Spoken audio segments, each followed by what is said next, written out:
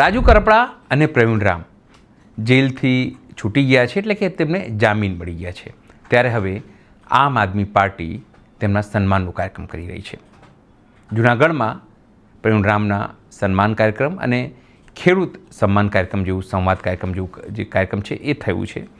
એની અંદર ગોપાલ ઇટાલિયાએ સરકાર ઉપર પ્રહાર કર્યા, સ્થાનિક તંત્ર ઉપર પ્રહાર કર્યા અને ભાજપ ઉપર પ્રહાર કર્યા. એમને એમની રીતિ નીતિ લઈને પણ પ્રહાર કર્યા. નમસ્કાર, હું છું ચિંતામણી પુત્ર અનિલ પટેલ. સ્વાગત છે આપનો અમારા વિશેષ કાર્યક્રમમાં. આવો સાંભળીએ ગોપાલ ઇટાલિયાએ ભાજપ ઉપર કેવી રીતે પ્રહાર કર્યા.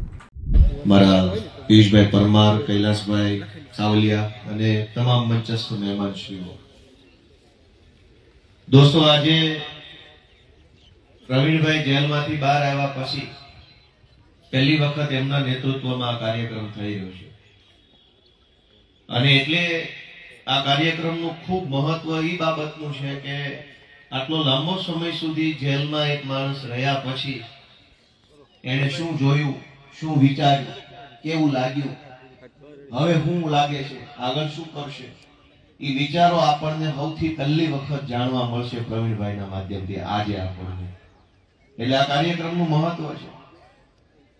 આઝાદીની લડાઈ જયારે હાલતી હતી ત્યારે અંગ્રેજો ભાજપ વાળાની જેમ જ વિચારતા હશે કે આઝાદીની વાત લઈને નીકળેલા જે કાંઈ લોકો છે એ બધાને જો જેલમાં પૂરી દઈએ તો આઝાદીની વાત કરનારા જ બંધ થઈ જાય, અને આઝાદીની વાત કોઈ કરે નહીં તો પછી આઝાદી આવવાનો રસ્તો બંધ થઈ જાય. અંગ્રેજોએ જે વિચાર્યું એ પ્રમાણે આપણા દેશના અનેક મહાપુરુષોને, સ્વતંત્રતા સેનાનીઓને જેલમાં પૂર્યા. પણ ઇતિહાસ સાક્ષી છે કે આઝાદી તો આવી જ, એ જ આઝાદ દેશમાં આપણે આજે કામ કરી રહ્યા છીએ. ભાજપ વાળાને મનમાં એવો વહેમ છે કે ભાઈ આમ આદમી પાર્ટી વાળાને બધાને જેલમાં પૂરી દઈશું તો પછી ગુજરાતમાં પાછું આપણું જ હાલ્યા કરશે. પણ એવું કઈ થવાનું નથી. પ્રવીણભાઈને જેલમાં પૂરશો તો બીજા 500 પ્રવીણભાઈ તૈયાર થશે, રાજુભાઈને પૂરશો તો બીજા 500 રાજુભાઈ તૈયાર થશે. કેમ કે તમે વ્યક્તિને જેલમાં પૂરી શકો, એના વિચારને ન પૂરી શકાય. પ્રવીણભાઈનું શરીર જેલમાં પૂરી શકાય, પણ પ્રવીણભાઈએ ઇકોઝોન થી લઈ, આશા વર્કર બહેનો થી લઈ, આંગણવાડીની બહેનો થી લઈ, ખેડૂતો થી લઈ જે લડાઈ લડી એ તો એક વિચાર છે, અને વિચારને કોઈ કેદમાં પૂરી શકાય નહીં. વિચાર તો બંધન મુક્ત હોય છે. પ્રવીણભાઈનો વિચાર ગામડે ગામડે પહોંચી ચુક્યો છે.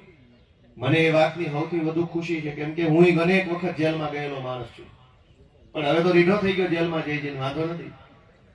પણ જિંદગીમાં પહેલી બીજી વાર જે માણસ જેલમાં જાય ને માનસિક ભાંગી પડે, અને અંદર બધા એવા વિચાર કરે રે મારું શું થઈ જશે, ઓલી જમીનનું શું થશે, ઓલા પૈસા લેવાના હતા એનું શું થશે, મોબાઈલનું રિચાર્જ ખૂટી ગયું એનું કેમ થશે, છોકરાએ ખાધું છે કે નહીં ખાધું હોય, દવા ટાઈમે લેવાની, એટલા વિચારો આવે ને કે આખું વિચાર મગજ ઉપર હાવી થઈ જાય અને માણસ અંદરથી ભાંગી પડે.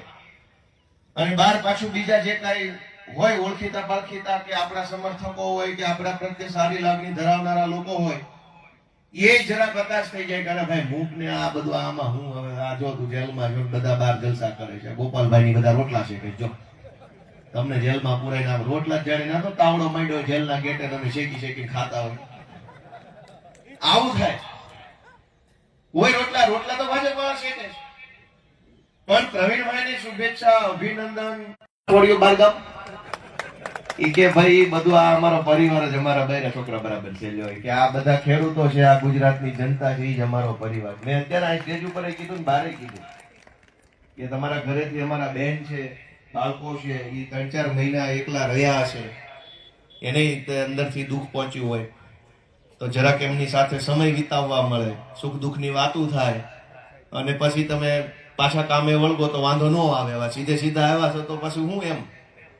પણ એના વિચાર જુઓ કે ભાઈ ખેડૂતો માટેની કોઈ પણ વાત હોય તો હું ખેડૂતને મારો પરિવાર માનું છું, ખેડૂતોને મારા સ્વજન માનું છું, એટલે જેલમાં ગમે એટલા દિવસ રહેવું પડે તો હું છે છૂટીને તો પાછો હું મારા કામે લાગી જઈશ ખેડૂતો માટે અવાજ ઉઠાવવાના કામમાં.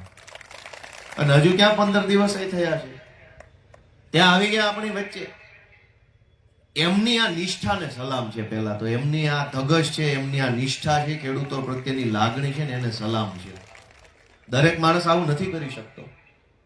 મેં તમને કીધું એમ જેલ તો 3 મહિનાની જેલ છોડી દો, અમથો કઈક પોલીસ સ્ટેશન થી ફોન આવે તો લોકો રસ્તો બદલી નાખે છે, નહીં ભાઈ આપમાં નથી જોડાવો, ફોન આવી ગયો. તમારી ઓલી અરજી અને પોલીસ વાળા શું છે, ઘણા બધાને ટ્રેનિંગ આપેલી છે, મને ટ્રેનિંગ મળેલી છે કેવી રીતે દમદાટી કરવી. એટલે એ રીતનો ફોન કરે એટલે સામે વાળો મને અડધો એમનામ પાડી દઈ જાય કે ભાઈ રહેવા દો, હવે નથી જવું, કેશોદ પોલીસ માંથી ફોન આવ્યો છે ને હવે આપમાં જાવું તો વળી ઓલું ઉખાડશે ને ઓલું ઉખાડશે ને.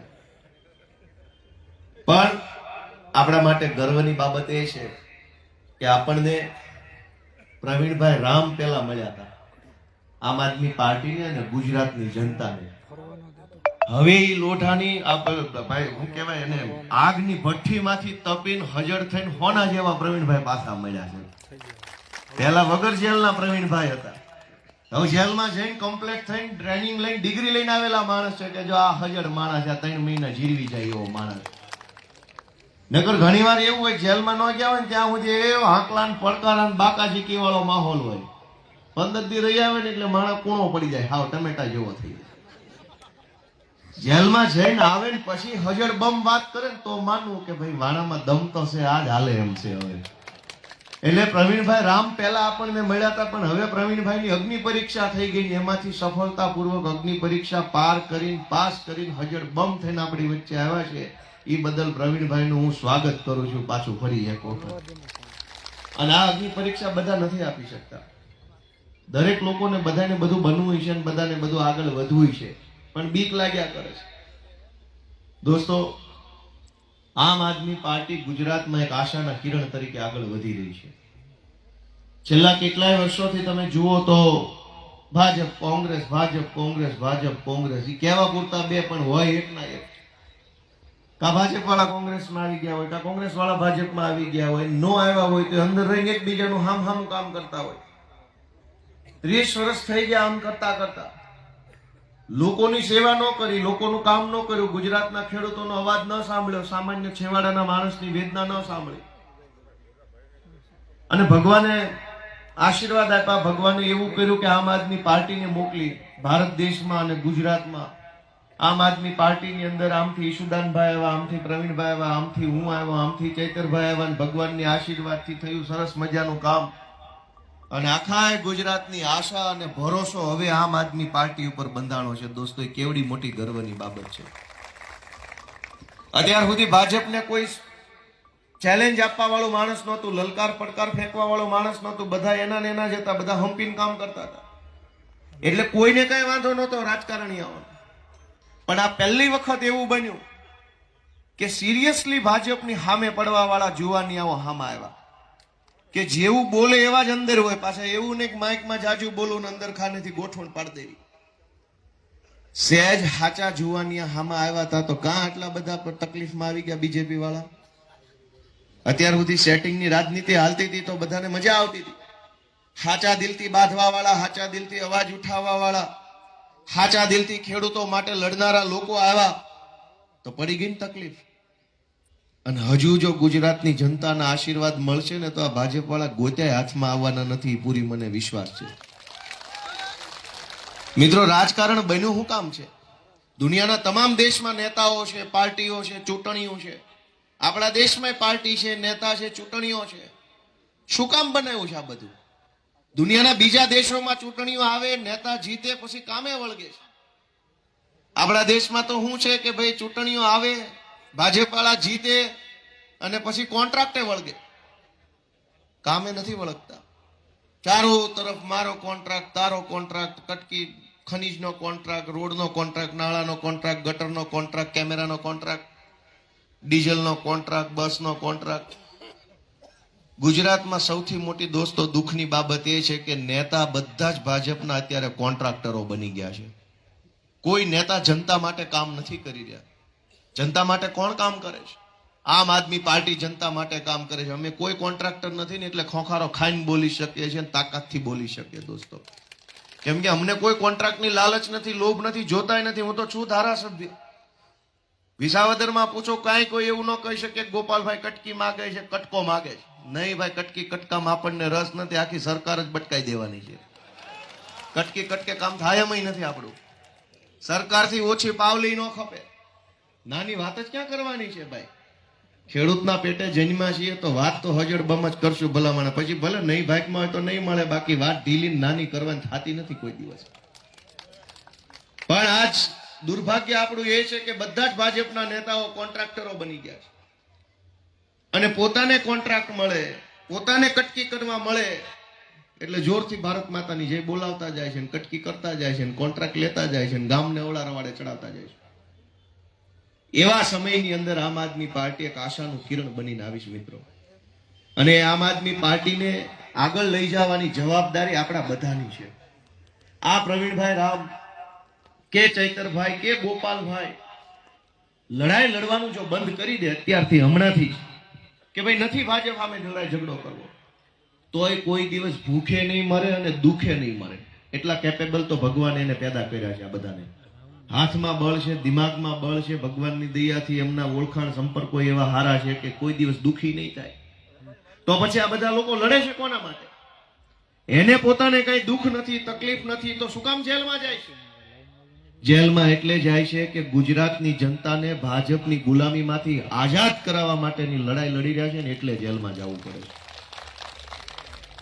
તમને ફરીવાર એની વાત કહું કે ગોપાલભાઈ વકીલ છે, આ ભાઈ ફાર્માસિસ્ટ છે, ચૈતરભાઈ વિસ્તરણ અધિકારી હતા, ઈશુદાનભાઈ પત્રકાર હતા. આ હુકામ જેલમાં જવાના ધંધા પકડ્યા? જેલમાં જવું પડે તો પણ મંજૂર છે, પણ ગુજરાતની જનતાને ભાજપના તાનાશાહોથી મુક્ત કરાવી છે એવું સપનું જેને જેને આવ્યું છે ને એ લોકો આ લડાઈ લડી રહ્યા. દોસ્તો, એક તરફ તમે જુઓ તો હજારો લોકો લાચારી ભર્યું, ગરીબી ભર્યું, દિન દુખ્યા જેવું જીવન જીવવા મજબૂર બન્યા છે, અને એક તરફ સરકાર સુધી આપણી કોઈ વેદના કે પીડા પહોંચતી નથી. આજ હું થયું અમદાવાદના કોર્પોરેશન, મ્યુનિસિપલ કોર્પોરેશન, મહાનગરપાલિકાના ડેપ્યુટી કમિશનરે બળાપો વ્યક્ત કર્યો. આજે કદાચ કોઈને ખબર છે, છાપામાં આવ્યું, હમણાં ટીવીમાં આવ્યું, સોશિયલ મીડિયામાં હાલે છે. પહેલા વડોદરાના ભાજપના 5 ધારાસભ્યોએ એવું કીધું કે ભાઈ અમારું અહીંયા ક્યાંય અધિકારી પાસે ઉપજતું નથી, અમારું કોઈ માનતું નથી, અમને કોઈ સાંભળતું નથી, અહીંયા કઈ કામ થતા નથી, મુખ્યમંત્રીને ટપાલ લખી. તો તમને બધાને ખબર છે, આજે અમદાવાદ મહાનગરપાલિકાના ડેપ્યુટી કમિશનરે એવું જાહેરમાં કીધું કે અમારી હેઠેના અધિકારી કે કર્મચારી અમારું માનતા નથી. આ સરકાર શું હાલે છે? કોઈ કોઈનું માનતું નથી. મુખ્યમંત્રીનું ધારાસભ્ય માને નહીં, ધારાસભ્યનું કલેક્ટર માને નહીં, કલેક્ટરનું કમિશનર માને નહીં, કમિશનરનું ટીડીઓ માને નહીં. તો છે શું આ બધું? અને આ બધા ભેગા થઈને આપણી ઉપર ધોકા પછાડે છે. પબ્લિકને ડરાવવી હોય, પબ્લિકને ધમકાવવા હોય, ખોટા કેસ કરવા હોય, દામદાટી કરવી હોય તો નંબર 1 આમ તો કોઈનું કઈ હાલતું નથી. તો આ સરકાર છે કે સર્કસ છે એ જ કઈ ખબર પડતી નથી. અને દોસ્તો, દાદાગીરીની હદ જુઓ. તમને એક વિસાવદરની ઘટના કહું, હમણાં બની. ગંભીરતાથી વિચારજો કે ગુજરાત રાજ્ય કઈ દિશામાં ભાજપ વાળા લઈ જઈ રહ્યા છે. કે ધારો કે આપણે આપણામાંથી કોઈ નિર્દોષ માણસ કોઈ પણ સરકારી માણસ સાથે ઊંચા અવાજે વાત કરી લે, બોલાચાલી કરી લે, અને સરકારી માણસ આપણી સામે પોલીસ સ્ટેશનમાં ફરિયાદ લખાવે તો આપણું શું થાય? આવે ને, પકડી જાય, લઈ જાય ને ફરજમાં રૂકાવટ ને સરકારી કામમાં અડચણ ને જાણે આખી દુનિયાના પાપ આપણે કર્યા એટલી કલમ, 1 કિલો કલમ લગાડે. વિસાવદરની અંદર હમણાં ઘટના બની કે ભાજપના 4-5 કોર્પોરેટરો જેના કોન્ટ્રાક્ટ હાલતા હતા વિસાવદર નગરપાલિકામાં, કોકનું પેટ્રોલ ડીઝલનું કોન્ટ્રાક્ટ હાલતો હતો, કોકનો ગટરનો, કોકનો છાપામાં જાહેરાત આપવાનો કોન્ટ્રાક્ટ હતો, કોકનો સાફ સફાઈનો કચરાની ગાડીનો કોન્ટ્રાક્ટ હતો.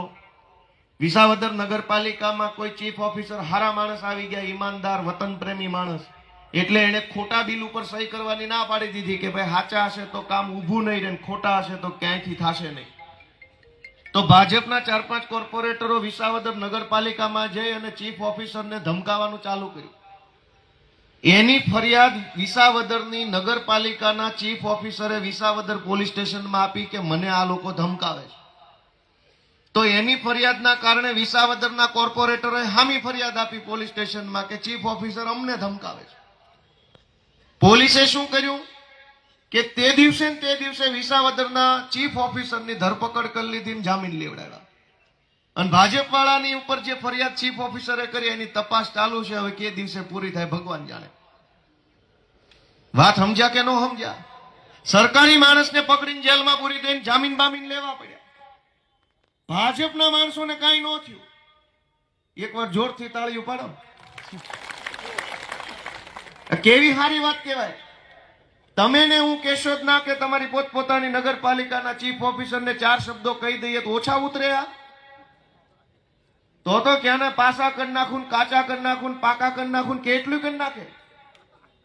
પણ ભાજપના માણસો ચીફ ઓફિસરને ધમકાવી ગયા તો વિસાવદરના પોલીસ વાળાઓએ સિંઘમગીરી બતાવી કે ચીફ ઓફિસરને પકડીને જામીન લઈ લીધા. મેં નક્કી કર્યું છે ગુજરાત ભરના ગામડે ગામડે જઈને બધાના આશીર્વાદ માગીશ ને જે દિવસે આખી જનતાના આશીર્વાદથી સરકાર બનશે ને તે દી ચોર લોકોને ટ્રેક્ટર વાહે બાંધી ઢવડવાના થાય. એમાં કાંઈ કોઈ બાંધછોડ કરવાનું નથી, કોઈ શરમ રાખવાનું નથી, કોઈ માનવ અધિકાર બધિકાર નહીં. મહિન્દ્રાનું ટ્રેક્ટર લોઢાની હાકળ અને બાંધી ઢહડવાનું થાય વટથી. તમે તમારા બાપાની પેઢી સમજો છો? સરકારી નોકરામાં આવી ગયા કે ગમે એના રાજકારણમાં ચૂંટાઈ ગયા એટલે બાપાની પેઢીઓ થઈ. આ દેશ બનાવવામાં દેશના કેટલાય મહાપુરુષોએ જિંદગી આખી ખપાવી દીધી. એમનામાં આઝાદી મળી. સરદાર પટેલ, ગાંધીજી, જવાહરલાલ નહેરુ, ભગતસિંહ, ચંદ્રશેખર જેવા અનેક મહાપુરુષોની જિંદગી હોમાઈ ગઈ. તે દિવસે આ દેશ મળ્યો, તે દિવસે સરકાર બની, તે દિવસે વ્યવસ્થાઓ આવી. ઈ વ્યવસ્થાને વધુ સારી રીતે ચલાવવા માટે નેતા બનાવ્યા હતા, ખાડે લઈ જવા નહીં. પણ ઘણા લોકોને ભાજપની હવા ભરાઈ ગઈ છે. અમે સત્ય જાણીએ છીએ, ખબર બધી પડે છે. બસ હવે સમયની રાહ છે. એક વખત જનતા અમારો હાવણો દબાઈ દે, આખા ગુજરાતમાં હાવણો થઈ જાય એટલે ટ્રેક્ટર તૈયાર જ રાખ્યા છે. કોઈ જાતની શરમ ભર્યા વગર ઢવડી નાખવાના થાય છે. ભલે લાલ લીટા થઈ જતા રોડ ઉપર. સમજે શું? કોઈ પણ જગ્યાએ ભાજપનો માણસ ક્રાઇમ કરે તો એની કોઈ સજા નહીં, ગુનો નહીં, એફઆઈઆર નહીં, કાંઈ નહીં. અને સામાન્ય માણસ થૂકતા પકડાઈ જાય તો મારીને ભૂત બનાવી દે છે. થૂકતા પકડાઈ ગયા. કોરોના સમયે તમે જોયું હશે, સુરતમાં ત્યારે હું રહેતો હતો કે કોરોનામાં તો ઓલું 1 વર્ષનું લોકડાઉન લાગ્યું એટલે લોકો ઘરે ને ઘરે કંટાળ્યા, અગાસી ઉપર ગયા હતા. ત્યાં ડ્રોન આવ્યું ઉપરથી સરકારી, અને અગાસી પર જે બેઠા હતા એ પકડાઈ ગયા. બીજા દિવસે છાપામાં આવ્યું કે ફલાણી સોસાયટીની અગાસી ઉપર 10 લોકો ભજીયા ખાતા રંગે હાથે પકડાણા. ભજીયા ખાતા રંગે હાથ પકડાય કે દારૂ પીતા રંગે હાથ પકડાય? શેમાં રંગે હાથ પકડાય માણસ? હાવ કાયદો એક તરફી થઈ ગયો છે કે ભાજપ વાળા હોય તો 100 ગુના માફ, સામાન્ય માણસ હોય તો પકડીને જેલમાં પૂરી દેવાનો કાયદો છે. આ અનેક જગ્યાએ ટ્રાન્સમિશન લાઈનો નાખવામાં આવે છે. અલગ અલગ કંપનીઓ છે એ પોતાની વીજળીની લાઈનો કચ્છમાંથી ને મોરબીમાંથી ને જામનગરથી પવનચક્કીઓ અને સોલાર ઉર્જાની લાઈનો લઈ આવે છે. અને કોઈ પણ ખેડૂતના ખેતરમાં ગમે તેમ દાદાગીરી કરીને નાખી દેવાની વાત ચાલે છે. કંપનીઓ આપણા ખેતરમાં થાંભલો નાખીને આજીવન પૈસા કમાશે. ખેડૂતને શું મળશે? આશીર્વાદ ભગવાનનો. અને છતાંય જો આપણે બોલીએ, અવાજ ઉઠાવીએ તો પકડીને જેલમાં પૂરી દેવા. દોસ્તો, આ લડાઈ આમ આદમીની છે, ગુજરાતના ખેડૂતોની છે, જનતાની છે. એ વાત આપણે આજે અહીંથી સમજીને જવાની છે મિત્રો, કે આ લડાઈ છે કોના માટે? ખેડૂતની જમીન રોડમાં લઈ જાય, કોઈની રેલવેમાં લઈ જાય, કોઈની નાળામાં લઈ જાય, કોઈની થાંભલા નાખવામાં લઈ જાય. કોઈ વળતર બળતર દેવામાં ન આવે, વળતર માગે તો પકડીને જેલમાં પૂરી દે. આખા ગુજરાતના પોલીસ તંત્રનો ઉપયોગ અત્યારે જનતાને ડરાવવામાં અને દબાવવામાં થઈ રહ્યો છે. આ વાત સાચી છે કે ખોટી છે? દુનિયાના દેશોમાં પોલીસની વ્યવસ્થા બનેલી છે. આપણા બધાના હગાવાલા વિદેશોમાં રહેતા હશે, ત્યાં આવું કરે છે સરકારને બધા? ત્યાં તો આ જનતાની સેવા માટે સરકાર છે, અહીંયા જનતાને દબાવવા માટેની સરકાર છે. આટલો ફરક પડે છે. અને એટલે હું તમને વિનંતી કરું છું, આજના આમ તો મુખ્ય વક્તા, મુખ્ય આગેવાન, મુખ્ય નેતા બધું આજે મંચનું સેન્ટર પોઈન્ટ છે એ અમારા પ્રવીણભાઈ રામ છે. કેમ કે ઈ યાતના વેઠીને આવ્યા છે. ઈ એની આપવીતી કહે કે ભાઈ કેટલું વેઠવું પડ્યું છે. પણ હું તો ખાલી એટલી વિનંતી કરું છું કે આપણે બધાએ ખૂબ મહેનત કરવી પડશે. આવનારી તાલુકા જિલ્લા પંચાયતની ચૂંટણીઓ આવે છે. બહુરૂપિયા આવશે. એ વખતે અલગ અલગ પ્રકારનો વેશ પહેરીને આવશે, ભોળા બનીને આવશે, સમાજના આગેવાન તરીકે આવશે, આપણી જ્ઞાતિના મસીહા તરીકે આવશે. આવા બહુરૂપિયા ઘણા આવશે, છેતરીને ભોળવીને આપણા મત લઈને વયા જાય છે. પછી કહે છે કે ભાજપમાં અમારું કાંઈ હાલતું નથી. પણ તો હાલતું નથી, હું કામ દર ચૂંટણીએ દોડે આવો છો? તો બીજાનો વારો આવવા દો. અને એટલે હું તમને એટલી વિનંતી કરું છું કે આવનારી તાલુકા જિલ્લા પંચાયતની ચૂંટણીઓમાં કોને ટિકિટ મળીને, કોને ન મળીને, કઈ જ્ઞાતિને મળીને, કયા ગામવાળાને મળી, એના કરતા મુદ્દો મોટો એ છે કે આમ આદમીને મળી કે ભાજપના ગુંડાને મળી. એક જ મુદ્દાનો કાર્યક્રમ છે જો ટિકિટ આમ આદમીને મળે, સામાન્ય માણસને મળે, ખેડૂતના દીકરાને મળે, આપણી જેવા આપણા પોતિકા લાગતા વ્યક્તિને મળે, તો આપણા બધાની જવાબદારી છે કે જેટલી શક્તિ હોય એ શક્તિ કામે લગાડી આ આખા જુનાગઢ જિલ્લાની અંદર જિલ્લા પંચાયતમાં આમ આદમી પાર્ટીનો પ્રમુખ બેસે એવું પ્રકારનું આપણે કામ કરવાનું છે મિત્રો.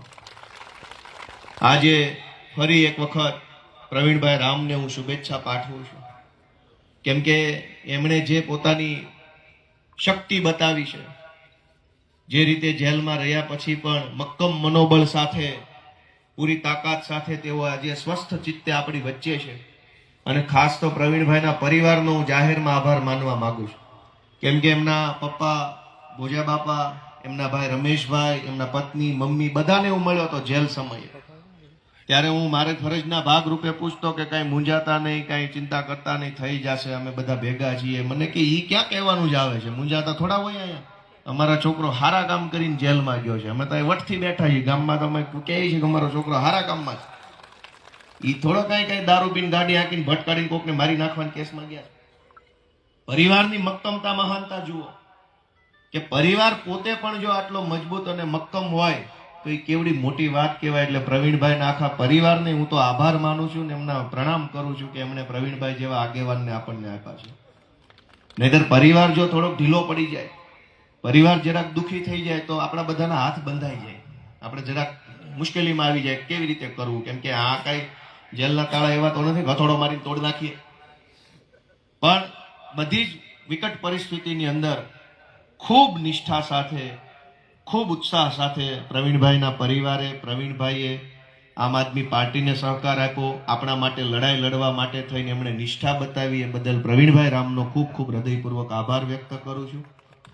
અને એવા આપણા રાજુભાઈ બોરખતરિયા, આપણા સૌરાષ્ટ્ર ઝોનના ઇન્ચાર્જ છે સંગઠનના, કેટલા વખાણ કરવા બેસીએ તો કલાક લાગી જાય.